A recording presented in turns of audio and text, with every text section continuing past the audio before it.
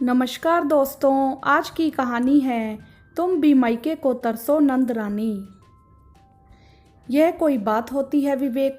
ऐसे कैसे तुम मुझे एंड टाइम पर मायके जाने से मना कर सकते हो?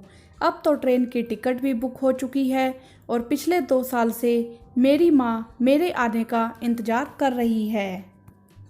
पिछली बार यहाँ दादी जी आ गई थी गांव से अपनी बीमारी का इलाज कराने के लिए, तब मुझे उनकी सेवा के लिए रुकना पड़ा था।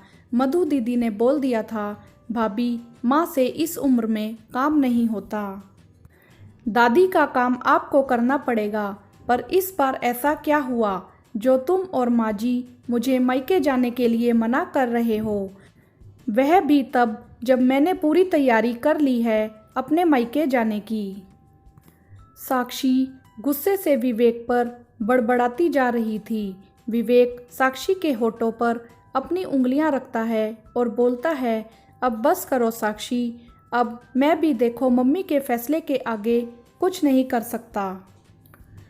तुमको तो पता ही है 2 महीने बाद मधु की शादी है, तो गांव से ताई जी और चाचा जी का फ़ोन आ रहा है कि आपने अपने दोनों बच्चों की शादी शहर में कर दी। अब परिवार की लास्ट शादी तो कम से कम गांव के पुश्तैनी मकान से करो।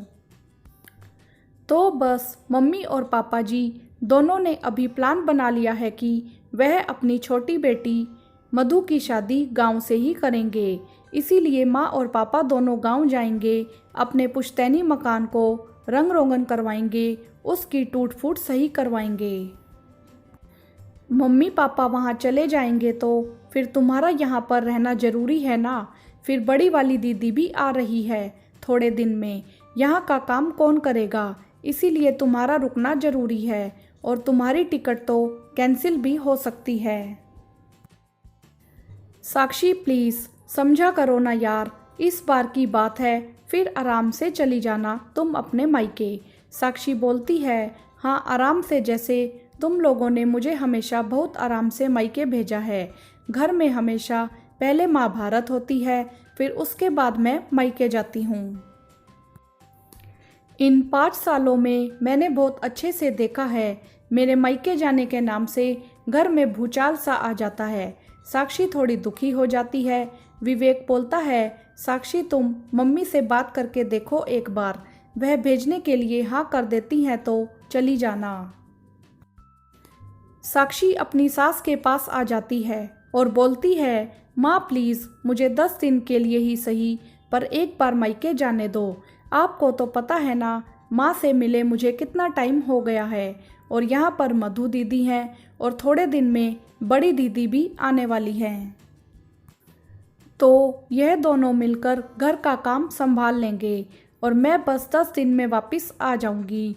सिर्फ 10 दिन की तो बात है माँ। साक्षी की बात सुनकर साक्षी की सासू माँ बोलती है, वाह बहू वाह, थोड़ी तो शर्म कर। अगर इस बार मायके नहीं जाएगी तो कौन सा पहाड़ टूट जाएगा? तेरी नंद की शादी है, किसी दूसरे की नहीं, और अभी तक मायके से मन भरा नहीं है क्या तेरा? और मेरी बेटी यहाँ पर मायके में छुट्टियाँ मनाने आएगी, तू वहाँ मायके जाकर आराम करे और वह यहाँ पर काम करे। कुछ तो शर्म लिहाज कर। तभी वहाँ पर मधु आ जाती है और वह भी बोलने लगती है, भाभी आपको मायके जाने के अलावा कुछ सूझता नहीं है क्या? आप मुझको बोल रही हो घर का काम मैं संभाल लूँ। कुछ दिन के लिए जो लड़की 2 महीने बाद दुल्हन बनने वाली है, उससे उसकी भाभी घर का काम करवाएगी। मेरी सहेलियों की भाभी को देखो, अपनी नंद की शादी में भाग भाग कर काम करती हैं। मुझको तो मेरे हाथ पैरों की केयर करनी है, स्किन का ध्यान रखना है, इसके अलावा मुझे कुछ नहीं करना है। साक्षी बोलती है, दीदी अभी शादी में काफ़ी टाइम है, शादी में मैं भी पूरा काम करूँगी, पर अभी बस सिर्फ 10 दिन की तो बात है। मेरा मन भी थोड़ा अच्छा हो जाता अगर एक बार मैं अपनी माँ से मिलकर आ जाती तो। साक्षी की सास कड़क होकर बोलती है, तुझे समझ में नहीं आ रहा? एक बार मना कर दिया ना, बस मायका कोई नहीं भागा जा रहा, वहीं मिलेगा तुझे तेरा मायका। अपनी नंद का ख्याल रख ले, शादी है इसकी, जा जूस बनाकर ले आ इसके लिए। साक्षी अंदर जाती है कमरे में, जाकर फूट फूट कर रोने लगती है। पिछली बार भी जैसे ही साक्षी का मायके जाना तय हुआ, सासू माँ ने अपनी सास को इलाज के लिए बुला लिया और साक्षी को उनकी सेवा में लगा दिया। इस वजह से साक्षी अपने मायके नहीं जा पाई। इस बार यह नया बखेड़ा कर दिया। साक्षी सोच रही थी, क्या सिर्फ 10 दिनों के लिए भी यह अपना काम खुद नहीं कर सकते। तभी सास की आवाज़ आती है, जूस बना कि नहीं।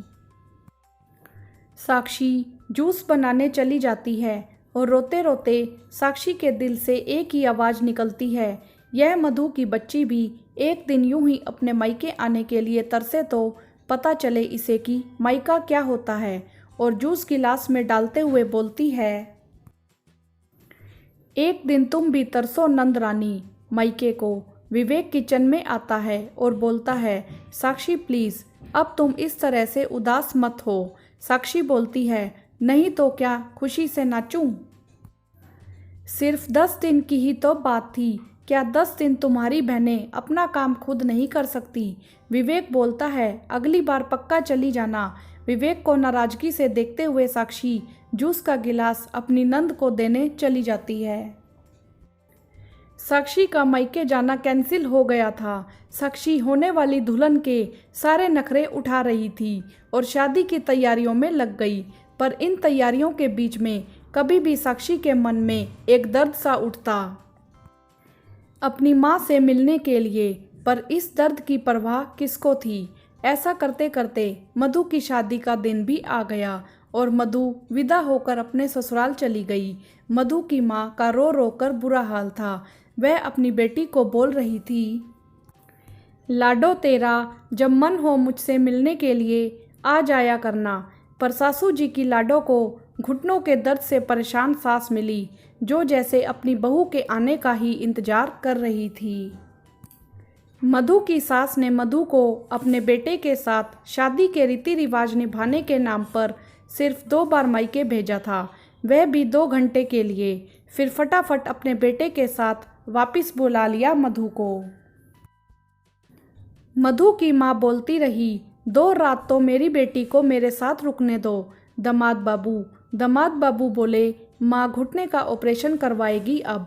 वह अपनी बहू का ही वेट कर रही थी, कब बहू आए और वह ऑपरेशन करवाए। इसीलिए आपसे माफ़ी चाहता हूँ माँ। मधु को अभी हम 6 महीने नहीं भेज सकेंगे।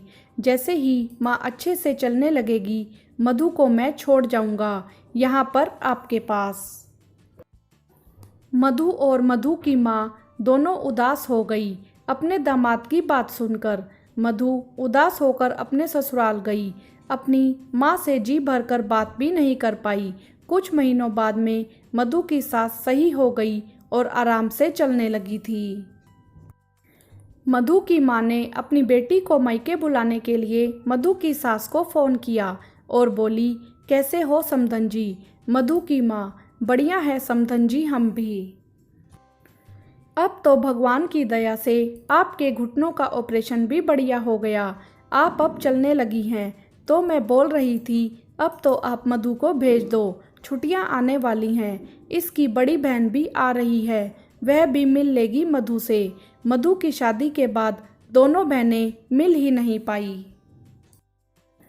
मधु की सास बोली, वही बात तो समधन जी हम बोल रहे हैं। हमारी छोटी बेटी अपने बेटे को पहली बार अपनी नानी के घर लेकर आ रही है। मधु की शादी के कुछ दिन बाद आपको पता है हमारा नाती हो गया था।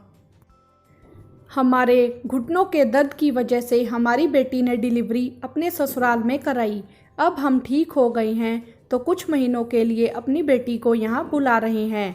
मधु भी अपनी नंद से अच्छे से मिल नहीं पाई है, तो अब आप ही बताइए, मेरी बेटी आ रही है और उसकी भाभी यहाँ नहीं मिलेगी तो उसे कितना बुरा लगेगा।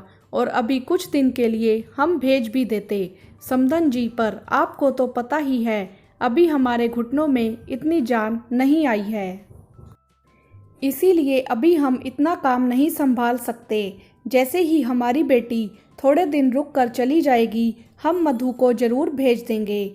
मधु की सास ने मधु को फ़ोन पकड़ा दिया और बोली, लो अपनी माँ से बात कर लो, बोलो तुम अभी नहीं आ सकती। मधु ने फ़ोन लिया और अपनी माँ से बोला, माँ आपकी बहुत याद आ रही है। यह कैसी खड़ूस सासू माँ ढूंढी आपने मेरे लिए। इनको तो मेरे मायके के नाम से ही इतनी चिढ़ हो जाती है। हमेशा कोई ना कोई बहाना निकालती रहती है मुझे मायके ना भेजने का। आपके पास में बैठकर बात करने का बहुत मन कर रहा है माँ। तरस गई हूँ माँ मैं मायके आने के लिए। मधु उदास होकर अपनी माँ से बोल रही थी। मधु की माँ बोलती है, अब क्या बताऊँ बेटा, अब तेरी नंद के जाने के बाद ही तेरा आना होगा। थोड़े दिन और इंतज़ार कर मेरी बच्ची। मधु बोलती है, मैंने बोला इनको सिर्फ 10 दिन के लिए जाने दो, पर बोले बाद में ही चली जाना। बताओ माँ, ऐसे भी लोग होते हैं, मुझे 10 दिन के लिए भी नहीं भेज सकते। 10 दिन यह लोग नहीं संभाल सकते। मधु की सास ने मधु को आवाज़ लगाई तो मधु अपनी माँ से बोली, माँ मैं आपसे बाद में बात करती हूँ, बात करने के लिए भी यहाँ फुर्सत नहीं है मुझे। ऐसा बोलकर फ़ोन रख दिया। जब मधु की माँ मधु से बात कर रही थी तब वहाँ विवेक आ गया। वह सब बातें सुन रहा था। अपनी माँ को उदास देखकर विवेक बोलता है, माँ मधु की बहुत याद आ रही है ना आपको। मधु की माँ बोलती है, हाँ बेटा, याद कैसे नहीं आएगी अपनी बेटी की। याद किसको नहीं आती, पर यह इसके ससुराल वाले देख उसको भेजने का नाम ही नहीं ले रहे। हमेशा कोई ना कोई बहाना बना रहे हैं। तेरी बहन मधु भी तरस रही है यहाँ पर आने के लिए। बेटियों को जो खुशी मायके आकर होती है वह और कहीं भी नहीं होती। विवेक बोलता है, सही कह रहे हो माँ आप। इस बार हमको भी किसी माँ को उसकी बेटी से मिलाना है जो 2 साल से नहीं मिल पाई। आपकी बहू साक्षी इस बार मायके जा रही है माँ। मैं अभी उसकी ट्रेन की टिकट बुक करा देता हूँ, वरना साक्षी की माँ भी जैसे आप मधु की माँ को कोस रही हो वैसे ही आपको कोसने लगेगी। साक्षी भी अपनी माँ से मिलने के लिए तरस रही है माँ। मधु की माँ के पास आज बेटे की बात का कोई जवाब नहीं था। जवाब उनको मिल चुका था। इसीलिए उन्होंने साक्षी को आवाज़ देकर बोला, अरे साक्षी, तू कब जा रही है अपने मायके? अपनी माँ से मिलने तैयारी कर ले बेटा अपने मायके जाने की। तेरी माँ तेरे आने का इंतज़ार कर रही होगी। साक्षी ने जब अपनी सासू माँ के मुँह से यह बात सुनी तो खुशी से नाचने लगी और सोचने लगी, किसी ने सच ही कहा है, जब बात खुद पर आती है तब भी वह सही लगती है। अपनी सासू माँ को सही राह दिखाने के लिए मधु की सास को मन ही मन शुक्रिया किया और उसकी नंद भी उसको मायके जाने के लिए कभी मना नहीं करेगी, क्योंकि अब उनको भी मायके का मोह और माँ की ममता का पता चल गया है। साक्षी खुश होकर मायके की तैयारी करने लगी। वीडियो को लाइक करें, शेयर करें और चैनल को सब्सक्राइब भी करें। धन्यवाद।